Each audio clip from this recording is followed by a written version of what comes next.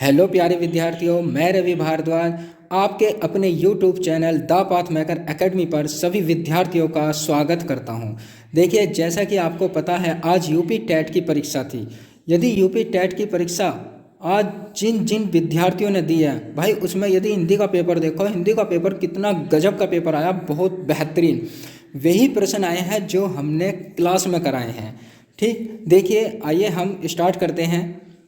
भैया जैसे हिंदी की बात करें, हिंदी में 31 से 35 इसमें दे रखा है गद्यांश। गद्यांश पढ़कर निम्नलिखित प्रश्नों के विकल्प छांटिए। भैया देखो, गद्यांश आप पढ़ लेना, मैं डायरेक्ट आपको प्रश्न बता रहा हूँ क्योंकि टाइम वेस्ट हो जाएगा। जैसे प्रश्न नंबर 34, यदि प्रश्न नंबर 34 की बात करें भैया, प्रश्न नंबर 34 में कहा है महात्मा बुद्ध ने जब बुद्धत्व प्राप्त किया तब उनकी अवस्था कितनी थी? तो भैया 35 वर्ष थी। और जीएस का क्वेश्चन भी है भाई ये, श्रुति धर्म का क्या अर्थ है? क्वेश्चन नंबर 35 की बात करें, श्रुति का मतलब होता है भाई सुनना। यदि सुनने की बात करें, सुनना, तो देखना बौद्ध का कोई मतलब नहीं, मुस्लिम धर्म का, जैन धर्म का कोई मतलब नहीं। वैदिक धर्म, वैदिक का मतलब वेद। देखिए वेद जो है, वेदों को ज्ञान प्राप्त होता है हमें सुनकर, तो श्रुति धर्म, तो विकल्प बी आपका राइट आंसर।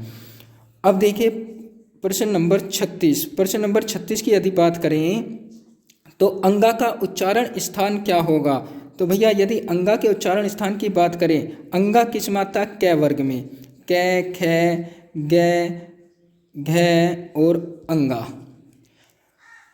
कै वर्ग का 5वां अक्षर ये अंगा है, तो भैया इसे क्या बोलते हैं हम? नासिक्य। क्या कहेंगे?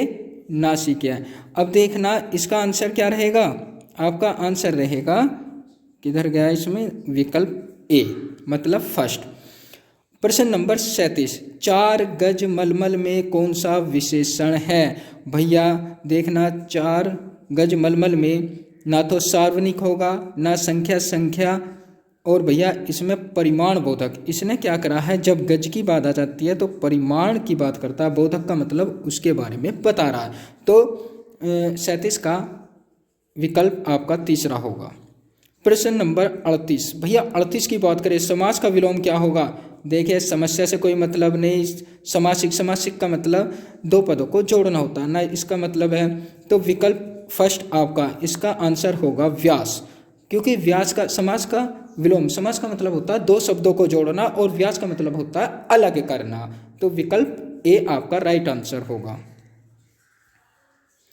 भैया प्रश्न नंबर 39, प्रश्न नंबर 39 की बात करें, शून्य का तत्सम क्या होगा? देखो संस्कृत के शुद्ध शब्द क्या होते हैं? तत्सम होते हैं, और उनसे उत्पन्न हुए शब्द क्या कहलाते हैं? तद्भव। तो भैया मैंने आपको बताया तत्सम पूछा इसने, देखो सैसलजम जिन शब्दों में आता है वो तत्सम शब्द होता है, विकल्प 2 आपका सही आंसर होगा।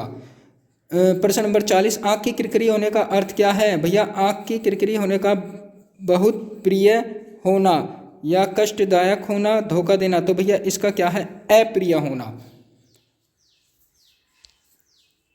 प्रश्न नंबर 41, भैया प्रश्न नंबर 41 की बात करें, प्रश्न नंबर 41 में निम्न में से किस शब्द की वर्तनी सही है? तो भैया अनुगृहित, इसमें ये वाला री नीचे लगता है, तो विकल्प 4 आंसर होगा।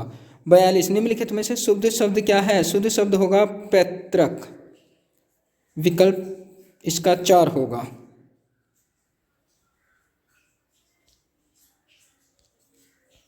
आइए अब आगे चलते हैं।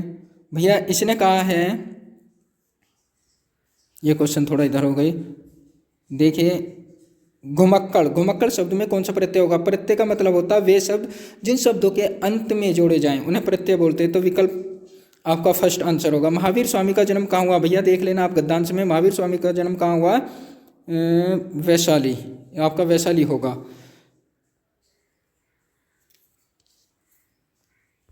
प्रश्न नंबर 33, भैया कक्षा में कराया है, कक्षा में आपको कराया है कि स्व छंद में कौन सी संधि होगी? तो देखना स्व प्लस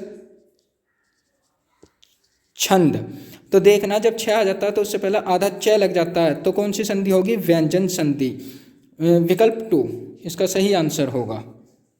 आइए अब प्रश्न और देखते हैं भैया 43वां प्रश्न नंबर 43, स ध्वनि का उच्चारण स्थान है। भैया आपको बताया था ट्रिक के माध्यम से, ये ईस ये इस क्या होगा, जैसे आपने ये वाला ये और से सलजम ये सभी वर्ण क्या होते हैं, तालव्य, क्या होते हैं, तालव्य। और पिछली यूपी टेट में आपका ई पूछा गया था, तो देखना ईस जो आता है आपका किस में आता है, तालु में आता है। अत्यंत शब्द में प्रयुक्त उपसर्ग होगा भैया अति प्लस अंत, तो ऑप्शन नंबर 2। उपात्य का अर्थ है भैया, उपात्य का अर्थ पूछा है इसने। उपात्य का अर्थ, उपात्य का मतलब सूर्य जिस पर्वत के पीछे से निकलता है, पर्वत के पास की, भैया पर्वत के पास की भूमि होती है। ठीक, निम्नलिखित में मौखिक अभिव्यक्ति का रूप है, तो भैया आशु भाषण। आशु का मतलब होता है जो अपने कवि जो अपनी कविताएं का व्याख्यान करता है। प्रश्न नंबर 47, हिंदी भाषा की बोली हैं भैया, हिंदी भाषा की बोली कितनी है, तो भैया 18 बोली हैं। भाषा नहीं पूछ रहा, हिंदी भाषा की बोलियां पूछ रहा है, तो बोली 18 हैं। सामाजिक शब्द में मूल शब्द और प्रत्यय क्या, मूल शब्द का मतलब जो अपने मूल रूप में है धातु रूप, और प्रत्यय का मतलब जो अंत में लगते हैं, तो भैया इसका होगा विकल्प 2 समाज प्लस इक। तद्भव पत्रिका के संपादक का नाम भैया क्या होगा, विकल्प 2 अखिलेश। बाहर बरस लो कुकर जीवे अरु तेरे लो जिए श्यार, यह पंक्ति किसकी है, क्वेश्चन नंबर 50, तो भैया आपको पता होनी चाहिए किसकी, जगनिक की। नेक्स्ट, अकाल का पर्यायवाची क्या होगा, तो भैया अकाल का पर्यायवाची क्या होता है, अकाल का पर्यायवाची होगा आपका दुर्भिक्षु। प्रश्न नंबर 52, निम्नलिखित वाक्यों में से कौन सा मिश्र वाक्य, भैया क्वेश्चन थोड़ा सा छिपा हुआ है, तो इसने कहा है निम्नलिखित वाक्यों में से कौन सा मिश्र वाक्य है, तो भैया देखना आप इसका आंसर क्या होगा।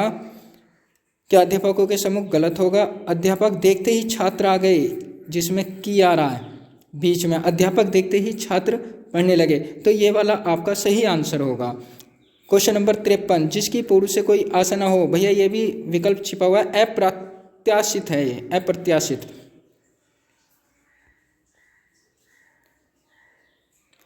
नेक्स्ट, मुझसे उठा नहीं गया, भैया मुझसे उठा नहीं गया, मुझसे बैठा नहीं जाता, उससे खाया नहीं जाता।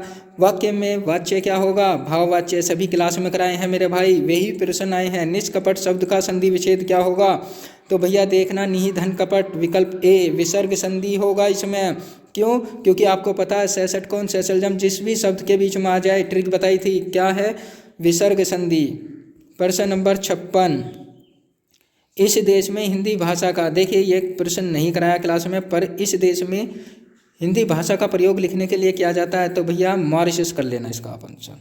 सूर सागर किस भाषा की रचना है, तो भैया देखना कृष्ण से रिलेटेड है, तो क्या होगा, ब्रज भाषा। वीरों का कैसा हो वसन कविता किसकी है, तो भैया आपको पता होनी चाहिए किसकी है, रामधारी सिंह दिनकर, माखनलाल चतुर्वेदी, सुभद्रा कुमारी चौहान।